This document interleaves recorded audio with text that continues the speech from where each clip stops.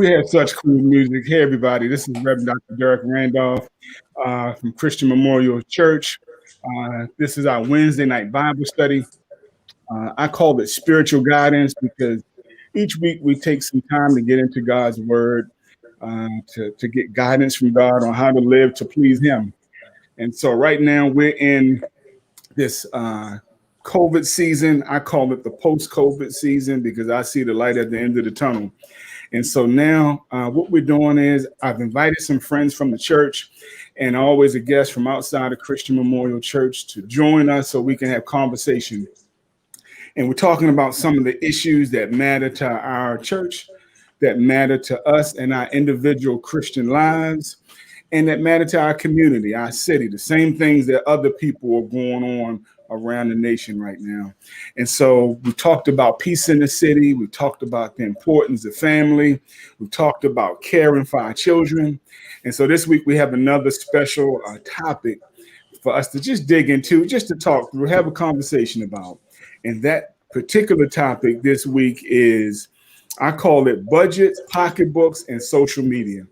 And so tonight we're talking about the need for executive functioning, time management, and self-control, things that we need to help us survive the COVID season, but also to help us survive the Christmas season, the holiday season that we're in right now. And so first, I'd like to open with a word of prayer. And then I just want to go around my screen, go around and introduce you to everyone that's on the panel tonight. In fact, I'll let them introduce themselves. And so let's all just take a moment for prayer. God, we love you. We thank you for another day that you brought us through. You are an amazing and wonderful God. You do amazing and wonderful things, God. We thank you for keeping us, for saving us. We thank you for every way that you protected us on this day, for all the things you had to move out of the way to get us through, God. Thank you for preserving and protecting our families, God. We have families in our church right now that need a special touch, a special visitation from you, God. And so we ask that you visit some families, visit the Davidge family, Lord. Help and strengthen Mother Mary Bean right now, God. We also ask that you visit the Brown family on this evening, Lord God. Be with them in this season, Lord God. Strengthen Brother Ben, Lord God, in this season. We always ask that you visit our leaders, that you strengthen our workers, that you empower our servants, God. Keep us together as a unified, glorified church, God, that glorifies you. In Jesus' name, amen. Amen. Amen. And so who do I have with me tonight?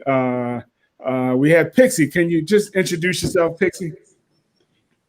Yes. Hello, everyone. Pixie Bruce, longtime member of Christian Memorial for, I believe, 28 years now. And I'm happy to be a panelist tonight. Awesome. We also have Megan. Megan, how are you this evening? I'm doing well. Awesome. So I'm Megan. I'm Megan Talbert. I've been a member, born and raised in Christian Memorial. And I'm also the church secretary. Hi. Awesome. And I brought another friend with us tonight, Tracy. Hello, my name is Tracy Isaac. I am actually not a member of New Christian Memorial. I am a member of Dream Life Worship Center for over 20 years. And I'm actually a very good friend of Lady Randolph. We've known each other since the 7th grade, and I met Pastor Randolph through her, and their family is my family. So I'm happy to be here tonight. Awesome. And you can come get the boys whenever you want, Tracy. Okay, so tonight, budgets, pocketbooks, and social media. And so this is a perfect time to have this conversation. We have, as we look back over 2020, right? We have the pandemic, but we also have the panic, the fear, and the anxiety associated with the pandemic. Remember, in February, we were worried about getting it. And then as people that we knew, people in circles close to us were getting sick with the virus.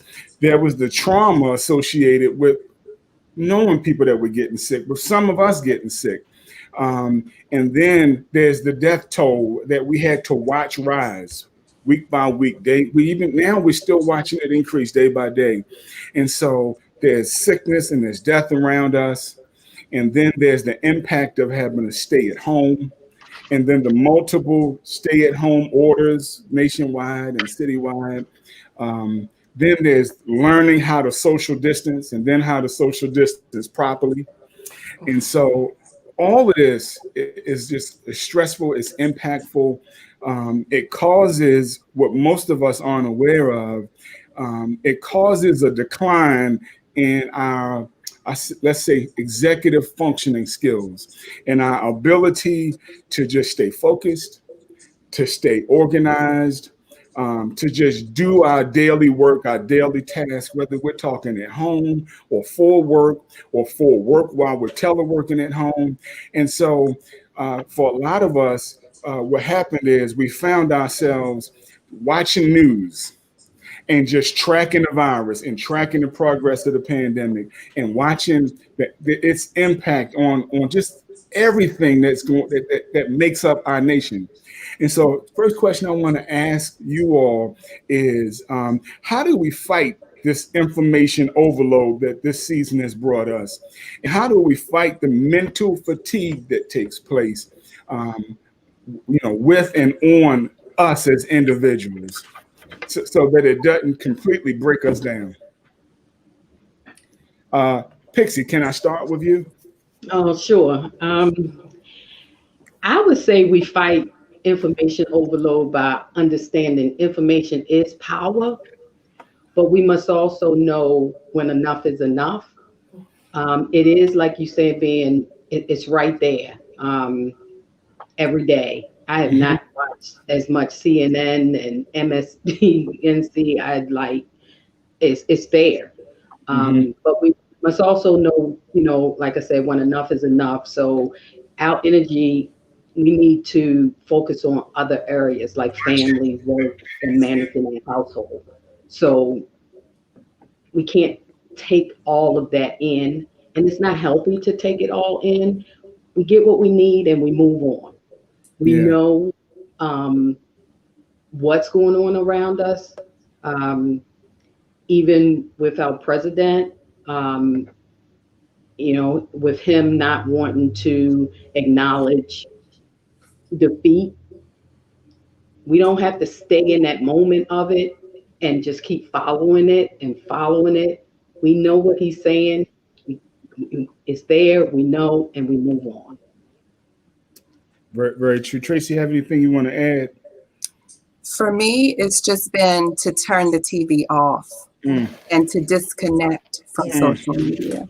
Because I found myself having CNN on all day, all night. It was just news because, I wanted to stay on top of what was happening with the virus. I needed to know. And so after a while, I noticed it and I'm just like, the TV is on and it's watching me. I'm not even watching it, but it's still in the atmosphere. It's still, it's over the airwaves and it's getting in my ears, even though I'm not focused on it. And it's so counterproductive to have the news on and to be engrossed in news and all the current events of the day. You absolutely cannot stay focused with the constant barrage of information. So for me, it's been turning it off and I catch up on the news.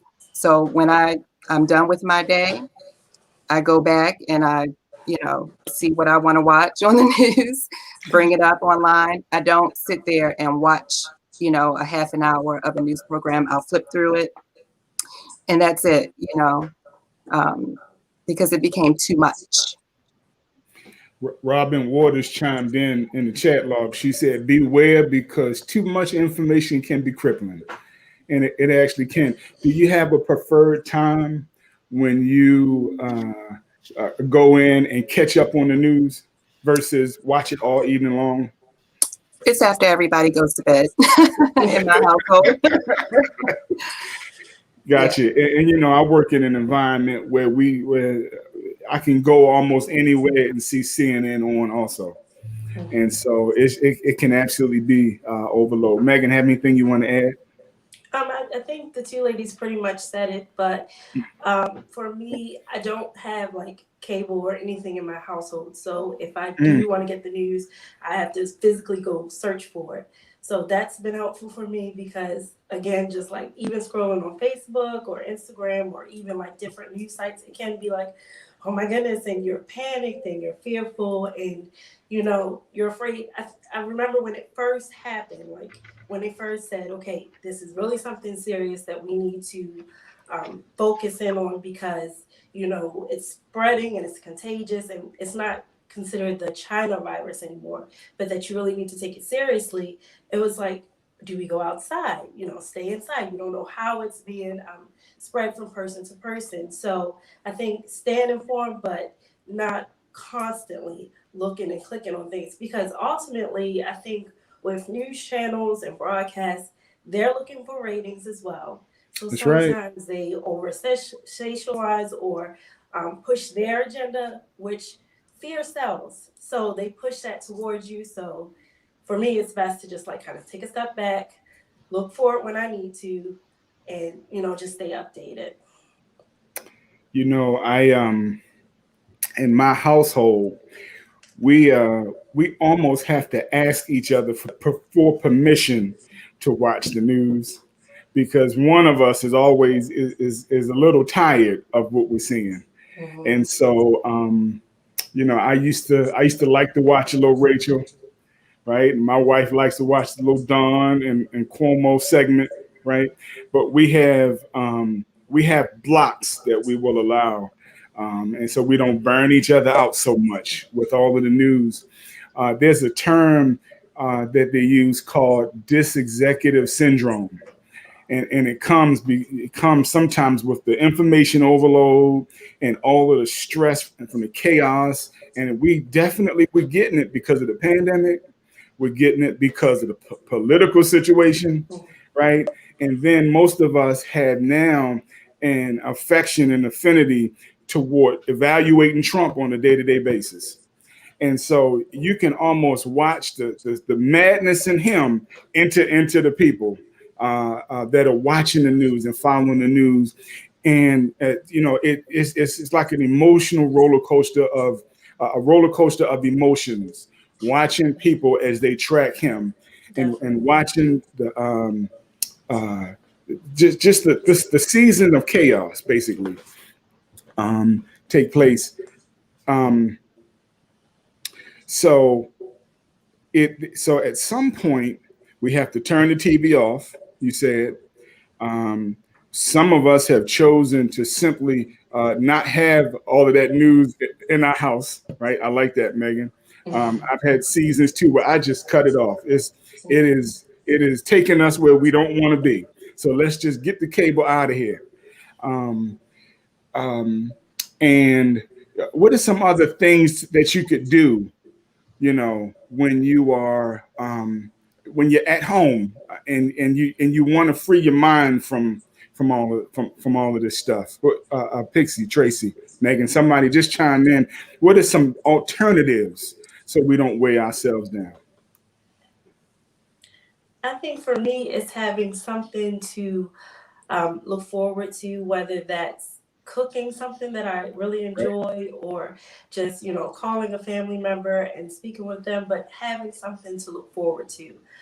That I'm not so consumed of like the fact that we are in quarantine or supposed to be, and that, we don't know what normal is going to look like moving forward. It's just having something that I can say, oh, like this is coming up on my schedule, or this is what I have planned today.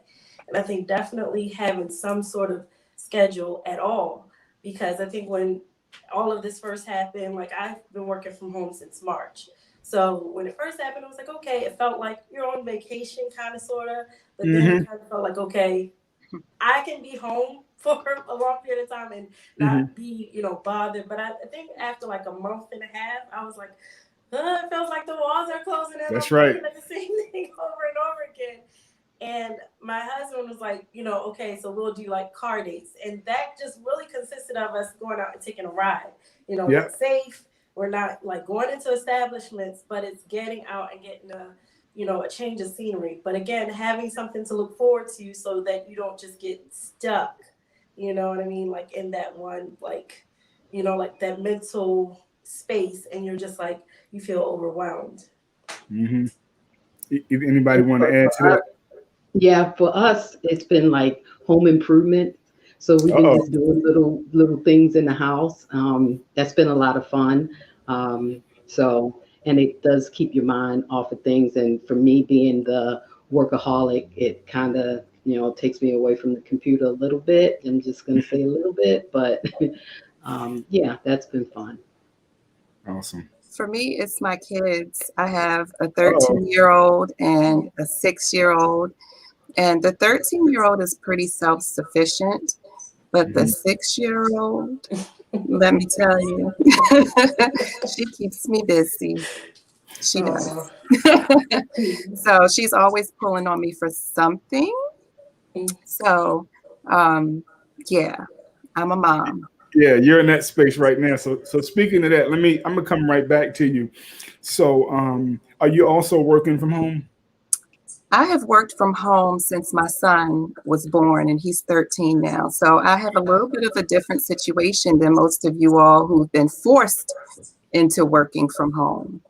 And it's a challenge. Okay, so working from home, deadlines that you have to meet for the job. Everybody knows that. And we're not even going to get into whether or not you have virtual meetings that you have to attend. All the time. Did you homeschool either one? Well, my daughter was in kindergarten when the pandemic hit, and she was actually in early admit. So she was 4 when she started kindergarten. So the pandemic hit, and my mind immediately is like, okay, I don't want her to fall behind. So I pretty much had to help her through everything while working. So needless to say, I didn't get much work done while helping her with her schooling, but that's what we had to do, or what I had to do. One of my concerns when all of this started too was I wanted to jumpstart their progress with the virtual learning. I was concerned that they weren't learning enough. And so I really wanted to try my best to jump in and push them a little farther and harder. So you have the homeschooling, the school age children, your own job, your own priorities, managing also the household itself, which comes with chores and who knows what other responsibilities that come with just simply attending to the family. And so help us out a little bit, Tracy. How do you manage your time? How do you manage time and priorities in this season? Because you don't have much of it. It's very, very, very challenging. Like I said, the 13-year-old is pretty much self-sufficient, but the 6-year-old, just needs your help. She needed my help. Logging on to a computer, just understanding the work that she was being given. And then to top that off, I would have my full-time job that I had regardless. And I would have to make up for a lot of that time in the evening. So when they're all settled and in bed, I'm catching up on my work. And to top that off, I would be dealing with work and school, and then I would have to cook dinner. So, I had to have a little conversation with my husband. I can't do it all. I can't be thinking about what I'm going to cook when I get off at 5 o'clock because by that time I'm just exhausted. So, you know, he began to step up to the plate and, you know, cook dinner and just keep the kids occupied, you know, after working hours so that I could get some other things done. I was going to say, I hope Lady Randolph is not listening, but I'm watching the hearts pop up on Facebook as we speak. Okay. So needless to say, we have had to learn our way Uh-huh. through this situation. And it's been very difficult, but you know, by the grace of God, we're going to get through it. We are getting through it. That's right. Sometimes I remember thinking this one. Well, not I didn't think it. It came to me one day. You have to figure out new roles in all of this. And I remember there's a book, a marital book, that talked about rocking the roles. And so sometimes we have to figure out new roles in the household so we can manage the season, because it requires adjustments. And while, you know, for me, I'll speak for some of us men. I'm more cook for the boys than for the household, right? The standards are lower. But we had to find new ways of pitching and helping out. You know, I may do the clothes, but I also have to do this, you know, or she normally does the food, but maybe that's not as important from 6 to 7 when I get home. Maybe it's taking care of this now that's more important. And so when we as we enter this season right now, you know, I remember the book called Eat the Frog. And sometimes you have to look at the whole picture, but you start a bite at a time, and you find out what you can tackle right now and what you couldn't handle, and you go to work at it. Pixie, do you have anything that you'd like to add to managing your time and priorities in this season?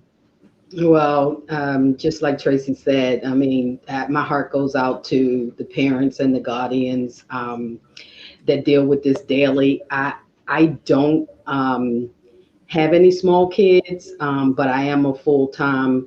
I work from home full-time, and I'm a wife.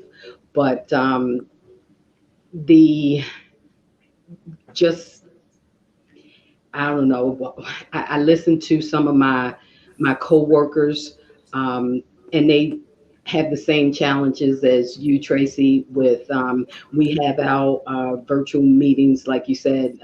We have one every morning at 9 o'clock, and one of my coworkers, her son just started kindergarten, so I think his class starts at 9 o'clock. So the meeting that we're starting, our manager sometimes tries to stall to give her time to get on, and she's always saying, "What did I miss?" And my heart just goes out to all the parents and all. Like I said, it's not my challenge, but I know it's definitely real. For me, as far as keeping myself and priorities during this time in line, I'd always used a planner, a daily planner in my work schedule to help me maneuver through. So now I have incorporated using it during the household duties as well.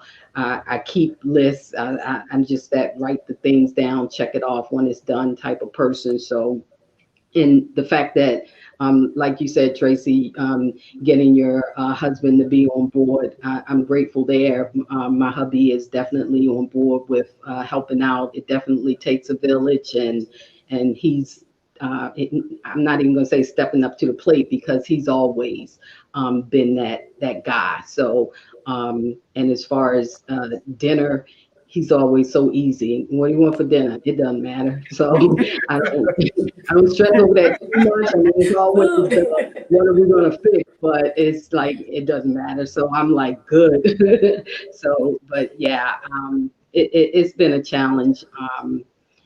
You know, but we can't beat ourselves up too much over it. Everybody's going through the same thing. You are absolutely right. I guess I'm like your husband. Sometimes my response is I really don't care what we have for dinner. I just want the peace and quiet of being home so I can kind of decompress. As I've juggled 1,000 things from 9 to 5, I just need to juggle one thing for about an hour, and I'm fine. Some of the best advice for managing your priorities are like doing that one thing on your list that you've been avoiding, right? If you can conquer that one thing that you've been afraid of, terrified of, have anxiety and not see your stomach about, work that one, because the feeling of accomplishment that you get after working that will take you to new heights. Another one of my favorites is manage your brain, not your time, because in your mind you think you can do a whole lot, or you feel like you have to do a whole lot, and then once you start you realize you just can't hold it all, and so you do with your brain enough that your brain will allow you to do, and then put stuff aside, take your break, tell the kids go play, tell the spouse you need that time, and then you come back and work on something next once you feel refreshed enough.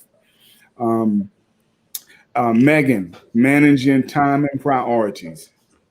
How do you do it? What's some advice you could give us? Well, I'm kind of in the same situation. Well, not in the same situation as Miss Fixie, but I don't have kids yet. So for me, it's just Speaking. managing myself, making sure that I stick to a schedule. And, you know, my husband, he is still like going outside of the home to work. So for me, it's honestly just sticking to a schedule and not getting caught up in like, well, I'm sitting here, so I could do some laundry, or I could wash some clothes, or I could take a break and, like on my break, I can clean the bathroom, or I can clean this or organize this, just taking that time to, these are my work hours and sticking to that. And then after work doing whatever chores or whatever things that I have to do for my household. That's hard It is. because we think we can multitask our way through everything. Someone said this on the chat line too.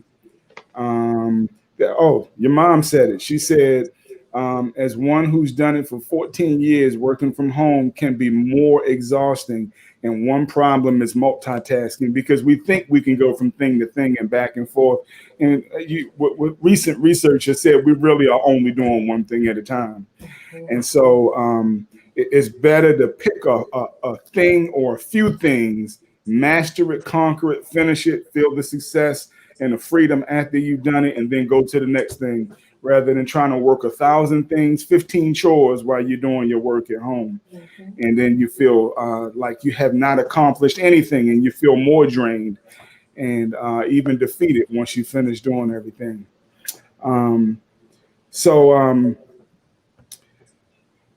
This season, this COVID, all of the change, all of the flexibility that is required, the inconvenience on our life, the loss of routines, the fact that many of us are either working from home or have to change work schedules and change different jobs and so forth, has taken away our comfort zones. We have to learn how to do things in a new way. And Pixie, you just said this. It'll all can make you hard on yourself because you aren't managing and functioning the way that you used to. In a sense, it requires that you have mercy on those that are having a hard time, and you have to give yourself a little bit of grace in this season. And so my question for you is, how do you demonstrate that flexibility and not being hard on yourself or on your family members? And I'll be the first to admit, I can't do it all in this season. I'm trying to give the children more, Tracy. Megan, spouse is outside the house working, but I'm in this place. So I feel like the whole house is my duty right now, How do you not beat up on yourself? Pixie, I'm coming to you. How do you not beat up on yourself in this season? How do you have mercy on your loved ones? Because they don't, maybe you're getting it, but they aren't. Yeah, I think in our household, it's kind of working out. Communication is key. I mean, you go out, when you come back in, you're, washing your hands and cleaning up before, you're in the family setting per se, so we come straight in, go straight to the restroom, so communication, I mean, it's not hard. We're all doing the same thing, so get it done. But I don't typically beat up on them too much because, like I said, 2020 it's rough. It's been rough. So we're definitely all in this together, and we're all maneuvering through this rough time together. But for me, as far as the flexibility, and I know exactly what you guys said. It is so true. You can't do 1,000 things because you're really only doing one. But I try my best to sneak in. No, I'm up early. My daughter leaves early for work, so I'm mother hen. I'm making sure she's up and getting out. So I'm usually up by 5:15, 5:30 every morning, and so I find times to get some things in. Like I might get some towels done or something like that. Get those washed and dried. But then by the time it's time to start the workday, the towels may not get folded until lunchtime or something like that. So, but I don't beat myself up over the fact that it's not on a normal or typical schedule. I do what I can, and I know it's all going to get done eventually, and we're all in this understanding it together. No one's beating up, why aren't these dishes done yet or something like that's not happening. So I'm grateful to have a husband that is very understanding when it comes to things like that. He knows I have it in my head what I'm going to get done, when I'm going to do it. So he kind of just he waits on it. He knows it's going to get done. He doesn't even talk about it. So so that's good for me. Megan, you want to add anything to it? I had, to just give yourself grace. And for me, the flexibility has been a blessing because even though my husband is still working from home, sometimes he has to go in later. So now that I'm home, like we can have lunch together. Where before, like that was not even a possibility because, I was across town and he was on the other side of town. So I think, just finding things that are, even in 2020, but finding things that are enjoy and that you can enjoy during this time. So like that has been actually a plus for us. Awesome. Tracy, anything you want to add to it? Well, for me, it's kind of been hard to be flexible because I'm the type that I like to stick to certain things. So I'll give you an example. I like my kids to be in bed at a certain time. Yeah. And so with this pandemic, they have not been able to be on a regular type of schedule. And so that's hard for me because I need them to be in bed so that I can do other things. But I'm learning to ease up. I'm not griping about it as much as I did in the beginning.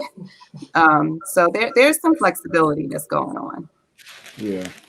And one of the hardest things for me, I've always been that person that when you clean, like I clean the house and I don't want anybody home. I Saturday morning, whatever you do your cleaning, I want to clean to myself. And before this pandemic started, was working from home 3 days a week. My husband was working from home 1 day. So I had it all figured out. Now we're both home.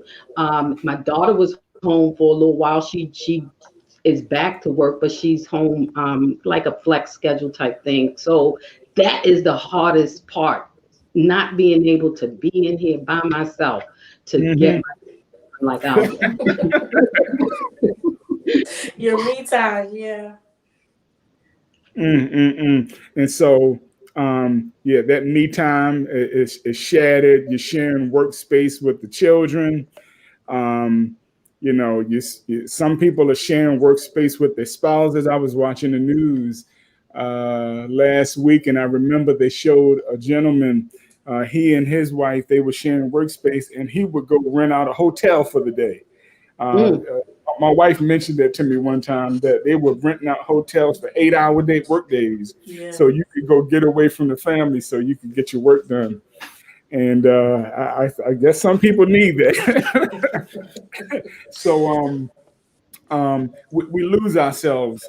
Some of us have lost ourselves in this season, in this process. And maybe it's taking care of loved ones. Maybe you have loved ones that have special needs and so forth. But all of the work, all of the increased closeness and togetherness, we lose in the loss of routines. We lose ourselves in the chaos. How do you take better care of yourselves? I'd love to hear that from you all. Megan, let's start with you. How we take better care of ourselves. I think it's still finding something I enjoy doing. For me, like I'm into like makeup and beauty stuff like that. So finding something that I can just have some time. I learned how to do my nails during quarantine, like do them on my own. So finding something that I can look forward to, that's the biggest thing that has helped me during this time, because most of the day I am here by myself. So like I said, sometimes it feels like, oh my goodness, like it feels like one long day, even though, you try to stick to a routine, but if you're in the same space for that amount of time, it just feels like things are running together. And so Tracy's point about wanting her kids in bed by a certain time, my sleep schedule had gotten really, messed up for a while, because I'm like, it's just like I can't sleep at night because I feel like I need to do more during the day, because before I'm like getting out of my house, driving, going to the office, being at the office for a certain amount of time, or going to different sites. Now I'm just kind of in the same space. So for me, it's like creating things that I can look forward to, creating, different things to do, whether that's like hosting or playing a game with some of my friends and family on like a Zoom call or something, but having something that I can, like, okay, well, this is coming up. So it doesn't just seem like it's mundane, or it's too routine, or just going back and forth like it's just one long day.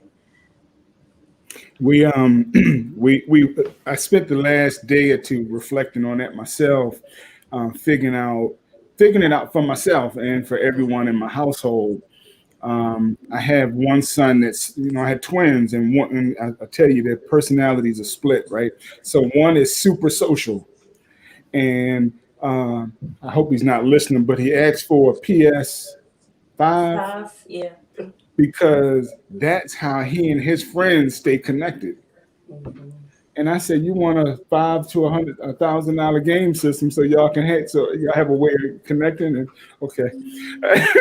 but considered it though, just because there's a need that needs to be met, and it's not being met in other ways. They're not at that on the phone talking age yet.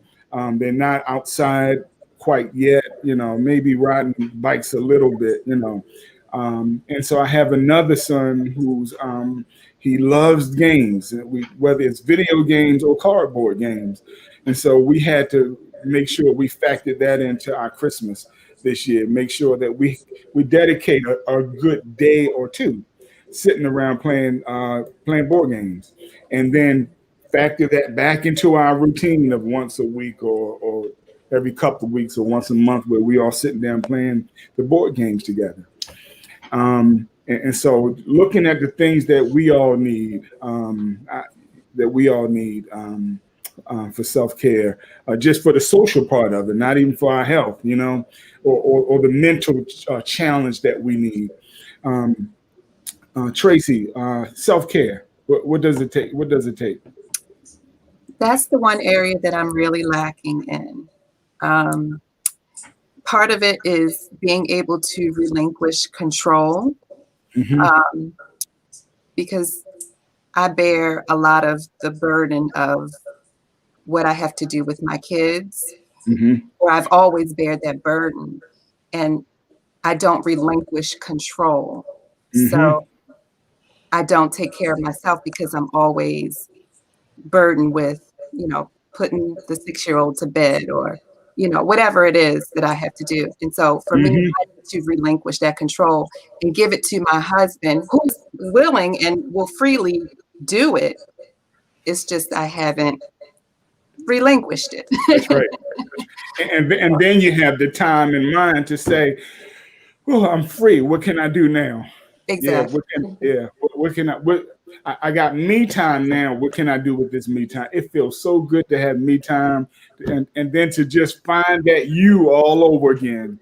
And whether you dig out something old that you love to do, or go find something new that you would enjoy doing. I don't know how many new things you can do outside now, but to find new things that you enjoy. I'm not big on TV. I prefer music, and I prefer movies, especially action movies. I like big cinema stuff, but I've watched so many series this year you wouldn't believe. And I'm just not the television person, but I learned how to. Nakia chimed in and she said, boys, they love to connect through gaming. And for me, I have one child that loves the game. So I'm like, I'm never buying another game system again. I had 100 of them in this house, but the one that doesn't play the games often said, I need to do that so I can stay up with my friends, because that's how they talk through the evenings sometimes. So it's finding new ways and discovering new ways. Also had my wife said she thought it was a bad thing that they connect through the video games, but that's how they socialize. And so we're in different times, learning different things. And we started off talking about doing things in new ways. Pixie, self-care. Yeah, so for me, I feel like it's always good to take care of ourselves, but especially during this chaotic time we're in. So we definitely want to avoid burnout. So, I think, as women especially, we tend to everyone else. And if we're not good, then, we can't tend to anyone else. So we want to avoid burnout. So I just say pray, rest, eat healthy, and exercise. I try to focus on those things. I've always had a little setup in my basement. I have a what you call that thing you get on and walk. Treadmill. A treadmill. I have the treadmill. I have a workbench.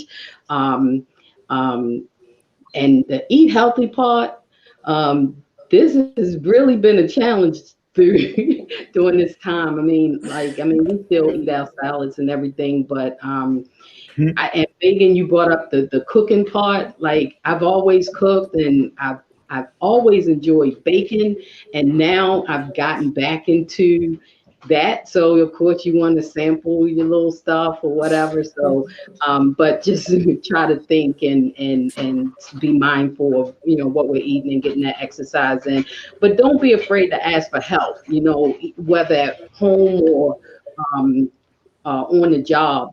Some jobs I know even offer, if it gets too bad, seek out a doctor or counseling, and some of the jobs offer the employee assistance program. So we want to, check with our jobs to see if that's available. And a lot of times it's free of charge. I know at my job it is. And some places have flexible work schedules. So, Tracy had mentioned how she gets back on in the evening to finish up or whatever. So some jobs even offer that. So they're getting a lot out of us while we're at home, but to, have half the day or, split it off a little bit. I know our job offers that. So that may be something to look into as well, but they're really getting a lot out of us right now. Very true. You were talking about the food, and Deacon Barber had posted, watch what you eat during the pandemic and get plenty of exercise. We have managed to keep our weight down and stay reasonably healthy. For me, it's been a roller coaster. I started out I would walk Lake Montebello, and I started out, I was running Lake Montebello at first. And before the pandemic, maybe once a week. During the pandemic, because I was on a flexible work schedule, I was going 2 to 3 times a week. And then during extended periods, I went back and forth to either once or twice a week or none at all. And so we feel so much better once we taking care of our health and we're getting our exercise in. And Pixie, for me, I've noticed that it is the eating and exercise go hand in hand. When I'm focused on one, I don't want to mess up the other. And so I don't have to worry about it all. Just conquer one, and then the other is going to work out for me. I got it. We have a posting that says, because I've been home so long, I put on weight from grazing, not necessarily from eating unhealthy, but just eating too many calories over the course of the day. And we can watch TV and we can graze, and we if we can be mindful of that, we'll be in so much better shape when COVID is done. And it's not over. There's still hope. There's still a chance for us to get ourselves back to optimum mental, physical, emotional health and into a good state before COVID season ends. And that's so true, Pastor Randolph. I found it creeping up on myself as well. And so I had to take control of that. That was one thing that I could control. And I actually lost 20 pounds all right now during the pandemic. So, and I'm excited to say that I am maintaining it. So it's a difficult thing. I mean, it's one thing to lose it. And of course, it's another thing to maintain it. So I know I need to get back into exercising. And that is one thing that I will do. But you have to set your mind there. You have to focus it, and you have to set a goal for it. My wife has a new trainer, Megan, and they're both early birds, and I'm not. My rhythm, I kick in late and I'm up, and my creative mind is great in the evenings, and my energy is there. But 4:30 and 5 o'clock in the morning, I am not there at all. And so when she gets up for her trainer, I'm unfortunately up also, but I want to get back to sleep. Manage by your energy. Find out how your body works and the rhythms of your day always helps too. I know, like at work, I may start my day around 9, and normally by 2, I start to fade just a little. And then I'll get up, take a walk, just small talk with whoever I see or whoever's near me. And by 2:20, I'm back again, and I can focus back again. And so it's just taking time to learn when I'm up and when I'm down, and how to best function in those times. But so here's a good one. Here's a good one, and we're pulling up on the 40, close to the 45-minute mark. And I promise to try to only keep us an hour. It's Christmas time, and we deal with this anyway every year, but it's even we're going to struggle more so now during COVID, because COVID just has us zapped, right? It is our spending habits. Sometimes the shopping gives us a sense of fulfillment.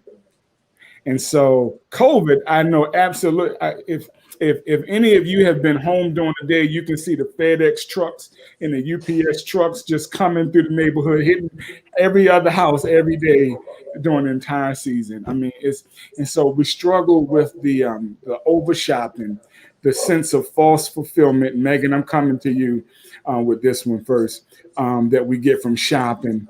And so how do we give ourselves the things that we need and keep from shopping ourselves back to happiness?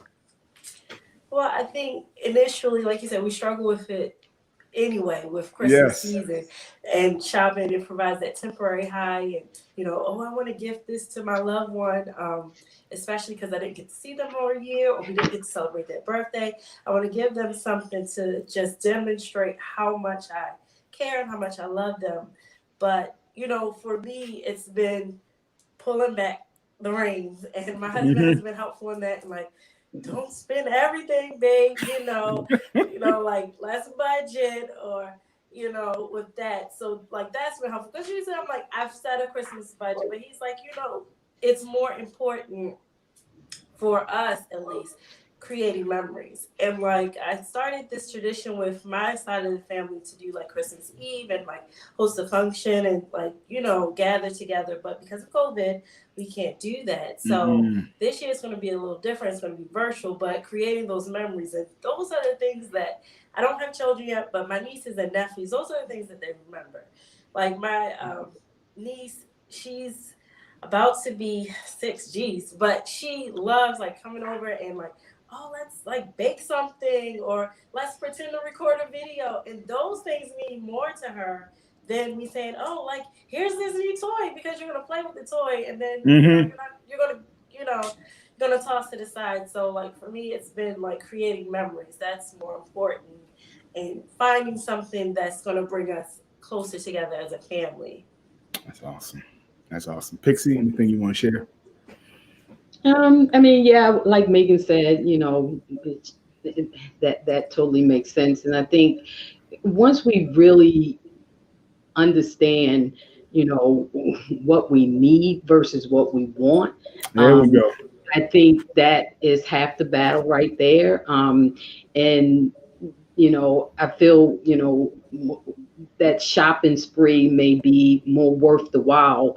And make us more happy once, you know, once we know that we're getting what we actually need, and those wants, you know, we just have to know the difference, you know.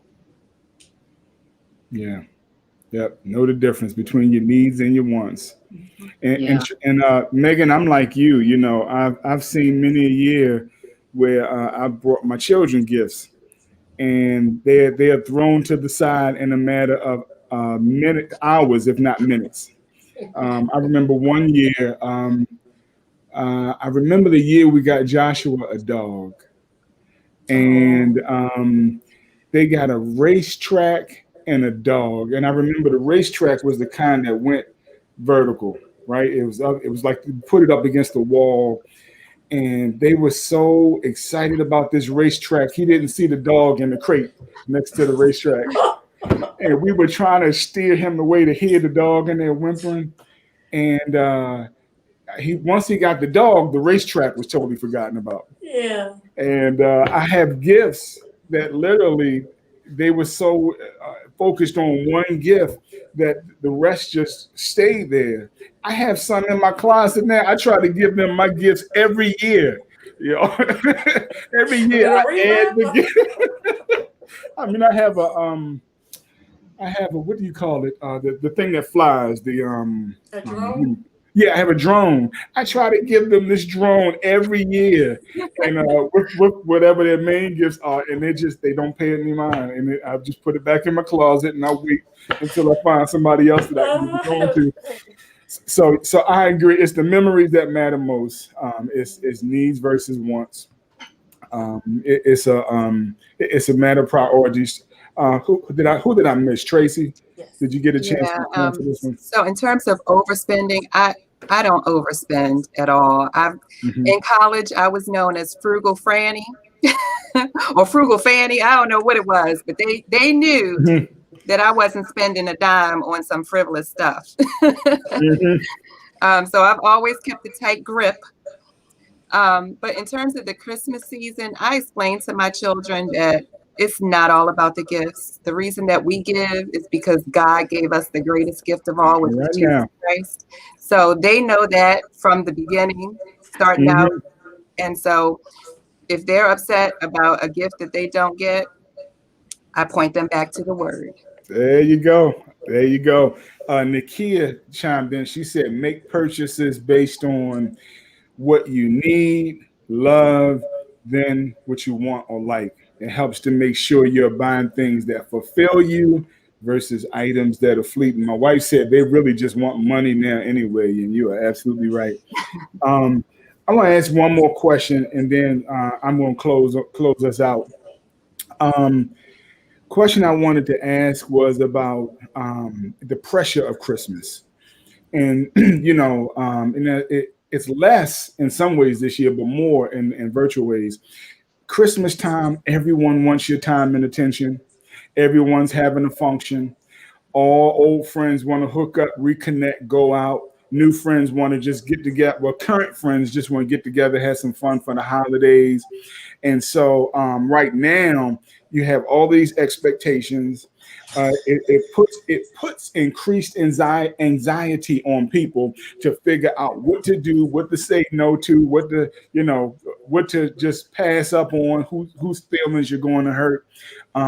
We want to socialize, we want to shop, and we just want to keep up with people, whether physically or virtually. So my last question was, how do you set your social boundaries and your social media boundaries just a little bit so you can maintain some peace of mind? Pixie, I'm gonna come back to you. I think you said something about this earlier. So how you set those boundaries, social and social media, because you may have 4 different sides of the family all having get-togethers and reunions and friends Zoom parties and everything else all going on this week. Yeah, that's it's kind of easy for me because I've never been a social butterfly. I'm a big homebody anyway, so with the pandemic and all, it's been tough, but not really tough for me. But I would say faith, family, friends, and fun. Social media is all that and possibly more for us right now. I really don't see it changing too much once we're free from this pandemic because we've learned a lot and tapped into a lot and explored with having it all. Social media is a necessity during these times. And I would even go as far as to say it's healthy. However, we can't become it can become unhealthy if we if we let it. So we just need to sometimes just say no. It's okay to just say no, or in a nice way, of course. We can't do everything. So I know for me, I belong to a group of girls, and we travel and we do a lot of things. We came up. We've been friends forever since high school. So we've kind of made a little social group of it, and they started this whole Zoom and house party thing, and I didn't have any of that on my phone. So you do house party. You oh my gosh. They do both at the same time. Like we're playing games on one and in the other, and we've had a couple of birthdays on them. So, and I take it off my phone like once I'm done. They were like, "Stop doing that." So I'm not savvy with all that. I was very afraid tonight. I got on so extra early because I didn't know if I was going to be able to get in. But I guess all in all, this social media isn't a bad thing because it's definitely keeping us connected, and that's what we need right now. But we just need to know when enough is enough and how much we can do, because we just can't say yes to everything. Just like if it wasn't a pandemic and we were able to get out and get about, we can't spread ourselves open so short. That's right. One person. That's right. Anything you want to add to that, Tracy? I have a love-hate relationship with social media. There are definitely the pros to it, reconnecting with friends and family members. But there are definitely some cons. And sometimes people think that, they've posted something on social media and they think that you should know about it because it's on social media. Well, I might not have looked at that today, and it's just hard sometimes to manage the expectation. So, sometimes I'm just totally disconnected from social media. I do see that it has a place and it will be around. But for my own peace of mind, I have had to cut back and disconnect from it a little bit for my own sanity. Yeah, we have to remember not everyone is on social media. I remember planning my wife's surprise birthday party. Was it?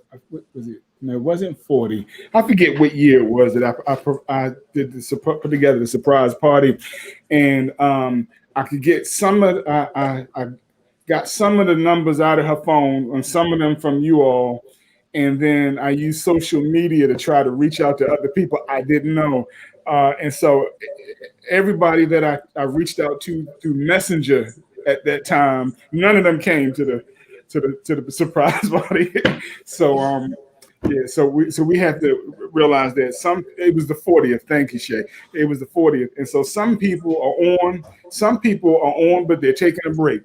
And some people are like Pixie, they'll put it on their phone and then remove it. I used to do it with Facebook. I would only keep it so I can keep up with family reunions because I didn't want it. I didn't want all my information in the world. So yeah. So we do have to be mindful. I don't even have messages on my phone. Like that's not even on there. Absolutely. All right. Did I miss anyone on this question? Any other thoughts on that question? The social media, the social boundaries. Okay, so Megan. Oh, you missed me, but I don't have too much to add. I did see a comment by Brian. He said about having balance, and I think that's like the most important thing as far as like your privacy is concerned, because I started on social media back in like the MySpace days, which is kind of like old school, but even with that, I was a little bit hesitant because I am a private person. Like I don't want, like you said, I don't want my information out there, but it is a way to connect with family and friends. But also, after a certain time, I'm not on my phone. I'd rather be doing something in my house, or if I'm talking to like one of my friends or family, or talking to my husband, that's different. But I'm not sitting there consumed scrolling, mindlessly. And I think it's important to like just communicate with your family and friends. Like, I'm not always on my phone. So if you're having something you want me to be involved, call me. The old-fashioned That's right. Call me. I want an invitation that way.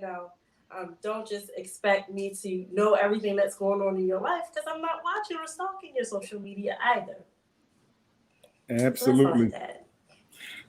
So I'm going to close this out. This is, we are just days away from Christmas. I want to read a story that's associated with Christmas as I close out. So if you bear with me for about 2 minutes while I read for everyone that's joined us, Matthew 2. It says that after Jesus was born in Bethlehem in Judea during the time of King Herod, the Magi from the east came to Jerusalem and asked, "Where is the one who's been born King of the Jews? We saw his star when it rose, and we've come to worship him." When King Herod heard this, he was disturbed, and all Jerusalem with him. When he had called together all the people's chief priests and teachers of the law, he asked them where the Messiah was to be born. "In Bethlehem in Judea," they replied, "for this is what the prophet has written. But you, Bethlehem, in the land of Judah, and by no means least among the rulers of Judah, for out of you will come a ruler who will shepherd my people Israel."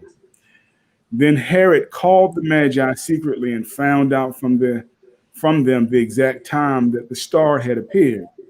He sent them to Bethlehem and said, "Go and search carefully for the child. As soon as you find him, report to me, so that I too may go and worship him." Verse 9 says, after they had heard the king, they went on their way, and the star they had seen when it rose went ahead of them until it stopped over the place where the child was. When they saw the star, they were overjoyed. On coming to the house, they saw the child with his mother Mary, and they bowed down and worshiped him. Then they opened their treasures and presented him with gifts of gold, frankincense, and myrrh. And having been warned in a dream not to go back to Herod, they returned to their country by another route. And so I tied that story to our conversation simply for the fact that if you look at these three men, you could see their priorities, you could see their focus, you could see their dedication. They didn't waste their treasures. They had treasures, they held on to them, and they used them at the right time for the right reason. They did not waste their treasures. They didn't spend them on the wrong things, despite all of the forces that were coming against them, starting with the king to derail them from what their mission was. They fulfilled the mission that was before them. They went, they bowed, they worshiped, they presented all that they had before the true King. And so I ask and encourage you to do the same during the COVID season, especially during the Christmas season. Stay focused. Keep your treasures and don't waste your treasured finances on all the wrong stuff. Stay focused, keep your priorities in order, and stay dedicated to whatever it is that God has for you to do. And so I personally want to thank each of you for joining me tonight. Pixie, Tracy, Megan, thank you so very much. Y'all blessed us, and I'm sure somebody's going to reach out and tell me how much y'all blessed us. And be careful, I may be asking y'all to come back again sometime in the spring and do this with me all over again. So thank you, Christian Memorial Church. Thank you for joining us tonight. It's Rich, as always, Rich. Keep joining us each week. Maybe next week we'll take off, and then we'll come back the first week in January and pick up. I think we have an exciting topic that we're going to move to in January. It should be so rich, so rewarding, so fruitful, so encouraging, so empowering to each individual watching and to the body of Christ as a whole. And so thank you. Let's close with a simple prayer. Eternal God, thank you again, God, for coordinating this, for planting your vision in your leaders' hearts and minds, and the servants that serve, so we could all see what you want to do, God. Thank you for putting us on one accord, and thank you for building up your people who love you dearly. We thank you for this week. We hope to honor and glorify you and you alone during this Christmas season. In Jesus' mighty name, amen. Christian Memorial, see you next time.